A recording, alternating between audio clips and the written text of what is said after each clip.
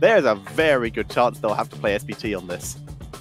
Absolutely. SPT, that is their home turf. If I recall correctly, they're still undefeated throughout the entire season, sitting at something like 11-0, 10-0, 9-0, something along those lines. Very impressive stuff here, and as you said, it could be a good moment to practice on this map. By the same token though, Tetcher, 0-2 is the record of TheOne. Which is less than ideal, and as such, the CE map choice making a lot of sense here. Statistics very much in their favor, but now, let's see what TheOne can do with a first pick. Yeah, Maiev, of course, needs to be mentioned. We've had a very crazy ending of yesterday's epic series between Soa and TheOne, where with the final game, both teams just decided to forget everything they had ever learned about the current meta, and they played, Braxis hold out, they let Maiev go through, and the rest was then just, you know. Yeah, I expect... Well, they didn't exactly need to learn the lesson, because it was Soa that did learn the lesson, Yeah. and Soa were, and excuse the pun, Soa sorry that they let it through. That was their unfortunate undoing, and as such, TheOne going to just leave the standard strategy over, banning out the ETC and forcing CE to ban the Maiev. Yeah, and CE, they probably watched yesterday's series very closely as well, and they too know that Maiev is still undefeated in HGC China. Malfurion continues to be the prince of the drafts here up to this point. First pick in both games now by the respective first pick teams. Now, are TheOne going to play Tracer as well? That is the question. I would actually love to see a statistics here for HGC China that shows the win rate of Tracer whenever she was played with Malfurion. You got it? Oh, wait, no, I don't know if I can do that. I can certainly try. I mean, in most games she was probably played with Malfurion, so give me that Tracer win rate. Okay, yeah, that's an excellent point. I shall attempt to find both of them for you. HGC China Phase 1, Heroes, and because I'm pretty sure I can look at drafts is what I'm going to go with there. Alphabetical order, please, because that's going to make it easier to find. And Tracer win rate, currently in HGC China, is 55%. That is okay. That is, I expected a little more. Same. So let's have a look at drafts. See if I can I link two together? Is that possible? Does not. Doesn't look like it. Now, okay, Tetris, cool. already we have a very interesting scenario here. Tracer is picked away. Normally it's the other way around, but I like the fact that they are not willing to give Tracer to the Malfurion. Now, we also have Malthael in the mix. That could be a lot of damage, but also that makes the team quite fragile already, because I don't think they can go double warrior with this. I would agree, actually. That would be very interesting. Tracer, is really good damage, but does need, a little bit of supplement. And I'm not sure Malthael is the correct choice for that supplement. So, gonna be curious to see where CE does go with that. Whereas TheOne, they're a lot more open for what their draft could be. Yeah, I also wonder which support is now going to be locked in for CE, because traditionally speaking, Uther can be very good with Malthael. A Divine Shield never fails to amaze if Malthael finds his way into the enemy team's backline. For Tracer, Divine Shield could be okay as well, but Uther normally struggles a little bit when it comes to keeping Tracer alive due to the high cooldowns that he has on his abilities. So, Tyrael now being snatched away, TheOne, they realize, uh-oh, this is a very aggressive start by CE. We're going to get all that protection in. So, I have managed to find a way to check that percentage you wished. And it's not what I expected to look at, due to the fact that Tracer has actually only been played with Malfurion 3 times this season. Once by Beyond the Game, and twice by TheOne. And now, once by CE. And so currently the win rate of it is 2-1. Well, 3-1 now, thanks to CE. Not too bad. Well, the Tracer... It's been with Uther or Lucio. Yeah, the Tracer hype train is still relatively new in China. They were a little slow when it came to adopting and adapting what the other regions had to offer. Whereas in regions like Europe, Tracer basically has been a staple for quite a long time now. Indeed, as Jaina is banned out. Jaina, once again, one of the top mages, potentially the top mage in terms of win rate in China. So a solid ban out there. Very nice move. As we await to see what the other options could be in terms of TheOne's ban. Once again, They've already taken Malfurion, so they're going to ban another assassin. So like you said, they weren't expecting a double tank. Instead, they expected supplement damage. So they removed the supplement damage that would give them the most problems.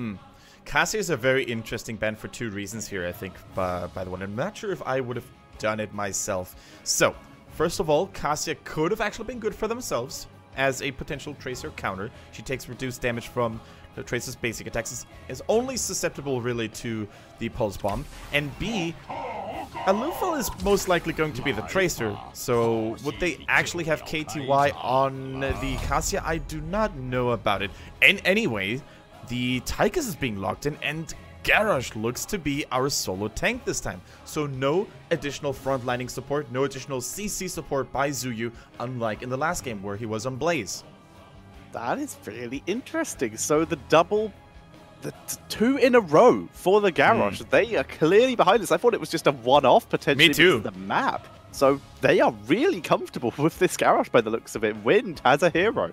Yeah, they also picked away the Tychus as a preemptive measure here to basically stop all that percentage damage from raining in on Garrosh. Now, the only percentage damage available right now is the Cursed Bullet, which admittedly is pretty good, but oftentimes can just be ignored by one healing spell from the support if the respective spell is ready. So, what? Look at that, even Malthael is picked away. They're taking away all the percentage damage and fully relying on Wind on the Garrosh to basically tank through all of this. And they go for another tank tetcher. They do go for another tank, a Muradin, very high hit point tank as well, coming in. So that lovely little percentage damage from Malthael and Tychus gonna do good. But I really actually like this. Picking double tank versus percentage damage is actually more sensible than you think. Yes, of course, the percentage damage is going to get value, but the point is, if your main tank gets percentage damage down to 2 hit points, or gets the bigger they are and then Malthael's, then you suddenly have no tank. If you have 2 tanks, you can juggle the aggro and at least try and give your first tank time to regen. When you have Muradin, he regens good. Yeah, I totally agree. On the flip side though, I also like the Uther pick here, providing even more armor to a Garrosh. And if we took a close look here at what TheOne has brought to the table, there's very little percentage damage, so that armor won't be shredded, that armor won't be ignored. Up to this point, I think Wind is going to have a good time. As do I. He's got several really decent targets here. Hanzo might be able to leap away, but Malfurion's vulnerable. Malfurion pretty much has to pick Twilight Dream here, I think, unless he's able to stay way far in the back. We will have to see on that, though. I just actually found a very interesting statistic. Maiev has been in the game for like less than a couple weeks for HGC China, and is already the 9th most banned hero through the entire season. There you have it. That is insane. As we are heading into game number 2 of HGC China's playoffs. And on the left, it is CE with Alufal on Tracer, Wind on Garrosh, KTY on Tychus, 365 on Uther, and Zuyu is on the Malthael. And their opponent's currently down 0-1. It is TheOne featuring Hugo on the Tyrael this time. Lucky on Hanzo. Greymane is being played by Meng. Zado on the support on Malfurion. And Hihi on the main tank on Muradin. As the game begins, CE 1-0 up. They start off once again with Warbreaker on that Garrosh. We see the Tracer rounds coming in for Tracer. Now, how does that interact with Eyes in the Dark? Doesn't Eyes in the Dark have a reapplication time for the stealth? Yeah, it could actually be exactly like that. So if Tracer round activates or reveals Greymane, the moment he uses Eyes in the Dark, he could become invisible again. Although I'm actually pretty sure that he will stay visible, because I don't think it's a self-cleanse, if you will. He just...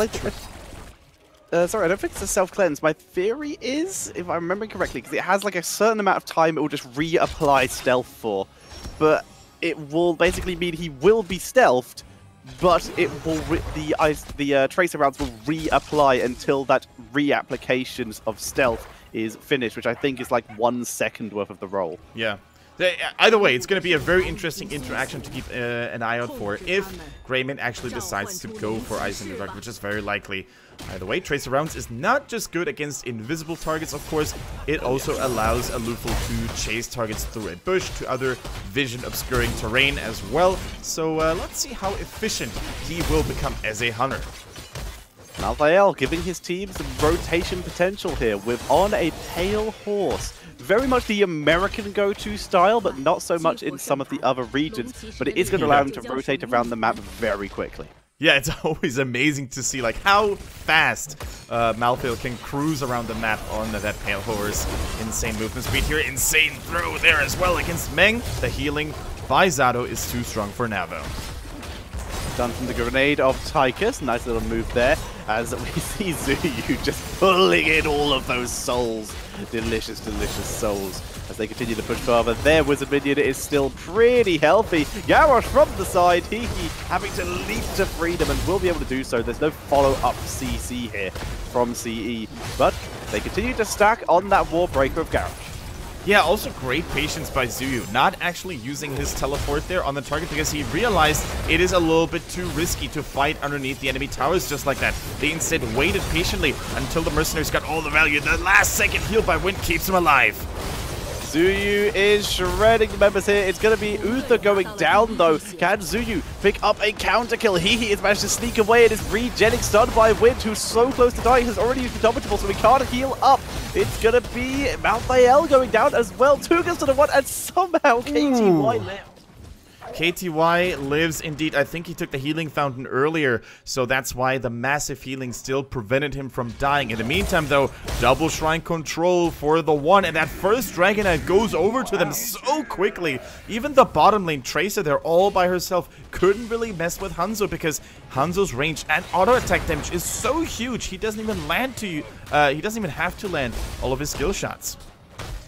And Malthael, he was trying to throw some shade as that is what he took at level 4, but he got shut down by the one. Really nice early fight by them. Now let's see what they can do with this Dragon Knight. Already taking down 1 tower. Yeah. They will easily get the second with that Fire Breath and a little bit of help from the minions.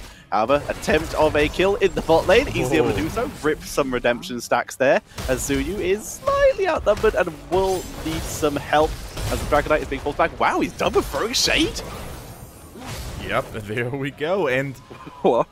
The thing is about Malfurion right now and his countering to the Malthael. All the damage that he was able to put out up to this point was very slow due to the ticking damage by Malthael, and Malfurion just played it so well overall, constantly healing everybody who was taking the damage from Malthael. So if they don't shut down Malfurion in those longer drawn out skirmishes, I'm not really sure if he has all the punching power to take targets down.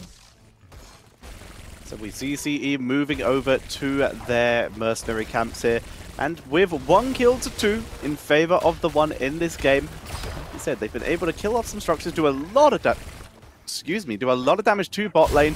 Now Wind will be revealed here as the one positioning up on this.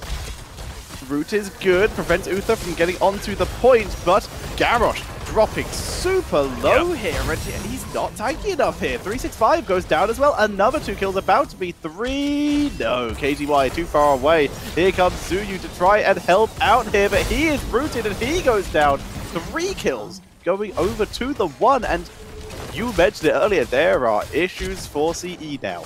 Absolutely. I just quite frankly don't know why they choose the fights they choose, because the armor reduction by Hanzo, by the way, at level 7, doing so much work against Garrosh. The team of CE was completely split all across the map, and they still went ham on it. They still tried to make an all-in team fight happen, probably because level 10 was so close for the one, but I'm really not agreeing with most of the shot calling being done by CE up to this point. As we see CE, like you said, the shot calling is debatable. They are currently just hiding back for a little bit, waiting, getting some XP as Tracer recalls out of the way of the Dragon Arrow, but can she escape the assault of the heroes? No, killed by Hanzo at the Trent. Oh, you have to make a split-second decision here. Do you recall and dodge the Hanzo's arrow, or do you just take it and try to survive anyways? Because she was already so far to her towers, I think it would have probably been the safer option to maybe just wait and set it out. But then again, you are basically forced and under so much pressure in a situation like that. Just very unfortunate for Lutho. But great precision by Hanzo. Great accuracy to really land that Dragon's Arrow. Lucky, definitely with an MVP shot here. Yeah, the Duke was good, but with no blinks and such low health, it was a forced error by the one. Tracer had no options there unless she was able to kill someone in that second and get blink cooldowns back. And if they hadn't seen where she recalled to, it was a rough scenario to be in. Yeah. She was taken out, as we now see. As the second Dragon Knight was taken, is wrecking the mid lane. Bot lane was killed off earlier, as we saw. As Malfurion, by the way, has held his heroic all the way up to this point. He can now, however, probably pick Twilight Dream due to the fact it's last rights Malthael, not going for that Tormented Souls. Yeah, I think so too. I think if you really want to play this safe, you don't need the Tranquility. You already have Tyrael Shields. You already have Sanctification. Just go for the big playmaking. Just shut down a Tracer when she goes in deep. Just shut down a Malthael so he can't self-heal. That would be my choice here for sure as well. But already, Tetra, the second Dragon Knight hugely wasted though. It was still so healthy, but I think he's just probably a little too afraid now of, you know, just the timer being against him and him getting dropped in the middle of CE. Yeah, they took down mid-fort with it, which is still pretty decent value at this point, but he didn't want to get caught out of position once that Dragon Knight expired, and as such, backed up to his team. And there it is, Malfurion picking up that Twilight Dream. Lucky has been spending a lot of time in the bot lane, just cleaning it up as best as he can, playing nice and safe for his team, whereas CE, they're trying to soak XP as best they can and clean up their lanes. Their one remaining fort seems to be the bastion of defense, which they are all 5 of them grouping up at. Yeah, although 13 is close, the one all they need to do right now, never mind the Warlord's taunt goes basically to nothing. Yeah, was trying to catch Tyrael on the edge of it, but Tyrael was already too far away. Warlord's challenge gets nothing. Yeah, I think they were trying to make something happen before 13 hit. Unfortunately, it didn't work out. But Tetra, already 2 Dragon Knights in 6 minutes against CE. This is very unlikely or very unusual for us to see, because normally CE are the ones who set the pace on this background. Muradin thrown to the back line. Not sure if that's the target you want to go for. Last Right gets the kill, but no one else survives on the side of CE. Divine Shield will maybe save Uther here. No, sniped by a cocktail from the Greymane. Tychus is the only survivor here, and the last Rights was good for killing Muradin, but the Twilight Dream turning it up and picking up the kills for the one. Exactly, no Warlord's challenge. Everybody was silenced. Everybody was just melting under the pressure by the one in a narrow choke points. That is a Malfurion wonderland. Not just because of the Twilight Dream, but also because of the entangling roots. Here we go. Low death time is low for CE. They're back at it again, and it looks to me like they will be able to defend the bottom lane for now. But once again, Tetra, this Muradin toss in the back line, it looked good because you can see the battle plan behind it, right? Here we see it again. The stun, the Tracer spike bomb, and the last Rights enough to kill him, but here goes Malfurion. Yeah, by that point, Tyrael, he very nearly even saved Muradin. He teleported in and dropped Sank instantly, and it was basically frames after the last Rights went through and killed the Muradin there.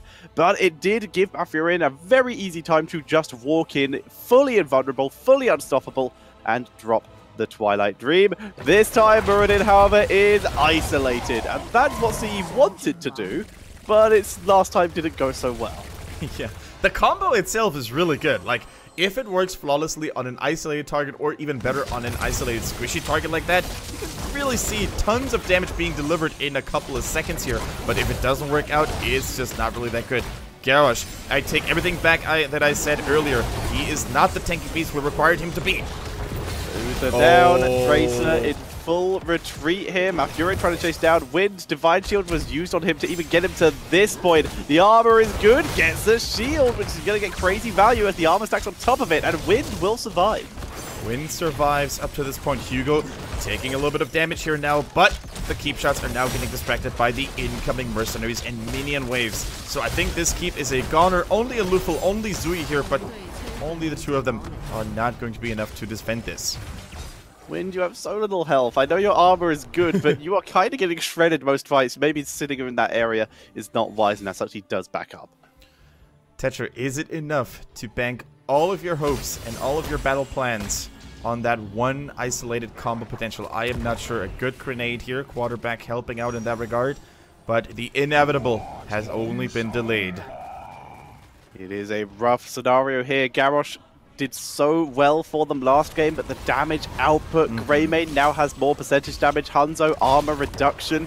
to help this team burst through anyone who they catch out. And of course, the full team fight potential of Twilight Dream and Sanctification is just too much for CE to deal with right now. They need to potentially get a couple more combos and make some plays, maybe get a good 5-man Warlords challenge. Before Twilight Dream hits would be nice, but it's back up in 3 seconds, so that's not happening. And Malfurion just continues to keep everybody alive. Zado is playing out of his mind right now. Those Twilight Dreams were huge, or have been huge all game long. The healing continues to keep everybody safe and sound. The Wizened Duelist, by the way, 19 stacks already for the Greymane. Which is pretty decent for the moment, but they can get much better if he's able to once again get another nice combo with his team here.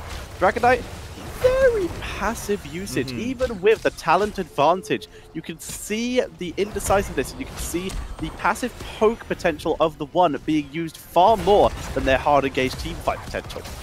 He goes a stun and the roots on top of it against Win. Not the target you necessarily want to land it on. But you brought up a very good point, Tetra. The defense by CE was good, while the overall performance was kind of wonky and inconsistent up to this point. They still remain healthy in the middle lane due to the long distance poke by Tychus, due to the fact that Malthael shreds the Dragon Knight pretty hard as well. Now all they need to make sure is to get to level 16 and maybe then look for a fight at even terms.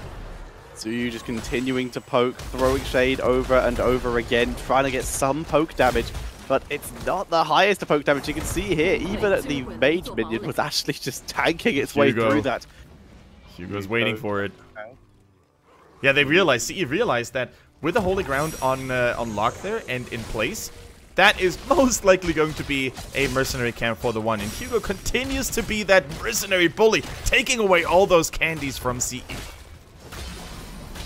Yeah, the mercenaries will go into that bot lane, putting even more pressure down there with no keep already. That lane is a consistent pain for CE to be having to deal with. Their wave clear isn't the worst, but it's not the best either. They can't just send a single hero down there and have it cleared in seconds. They actually do have to commit an ability or two to it. Can you imagine Tyrael having a conversation with a police officer saying, you can't take away all that stuff from the enemy team, but I am justice itself. Okay, have a nice day, sir. Yeah, it's a civil fortitude or some whatever it's called. Dragon Arrow coming in, looking for the Malthael, who's able to self-defend himself, Divine Shield as well, but Twilight Dream, and this is exactly what we've seen all game. Zuyu tries to spam the healing with the cooldown reduction, but not able to do so. But with Tracer and Tychus still alive, there is a chance they could defend this, but this is going to be the core attempt. The 5 versus 3. Odin is popped. That nice little AoE damage here. There's no Tranquility Borders, but look at the health bars. So high. Tranquility, coming in onto the core, and the core gets deleted. Iceblock even prevents Tracer getting a blow-up kill, and they can't even kill Hanzo. That's GG, and we are at 1-1. We're at 1-1, and the One actually